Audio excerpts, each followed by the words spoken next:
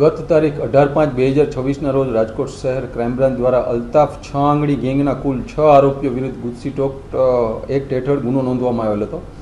આ ગુનાના 5 આરોપીઓને અગાઉ પકડવામાં આવેલ હતા. નામદાર કોર્ટમાંથી તેમના રિમાન્ડ પણ લેવામાં આવેલ હતા અને રિમાન્ડના અંતે આ 5 આરોપીઓને ગુજરાત રાજ્યની અલગ અલગ જેલમાં પણ મોકલી દેવામાં આવેલ હતા.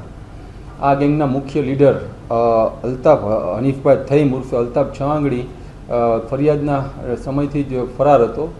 આ આરોપી ખૂબ શાતિર છે. અગાઉ ઘણા વખત ગુનામાં પકડાઈ ગયેલ છે. તેથી કોઈ પણ જાતના કોઈ ડિજિટલ કોઈ પણ ઇક્વિપમેન્ટ યુઝ નહોતો કરતો. આ ઉપરાંત પોતાનું લોકેશન પણ વારંવાર બદલતો હતો અને ક્રાઇમ બ્રાન્ચની અલગ અલગ ટીમો આ આરોપીઓને પકડવા માટે સતત પ્રયત્નશીલ હતી.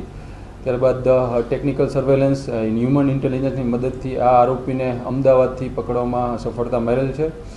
આ આરોપી અલ્તાફ વિરુદ્ધ 12 જેવા ગંભીર ગુનાઓ અગાઉ નોંધાયેલા છે, જેમાં ખૂન છે, ખૂનની કોશિશ છે, રાયોટિંગ છે, પોલીસ ફરજમાં રૂકાવટ છે, આર્મ્સ એક્ટ જેવા ગુનાઓ નોંધાયેલા છે અને તેને અત્યાર સુધીમાં 7 વખત પાસા પણ થઈ ચૂકેલ છે.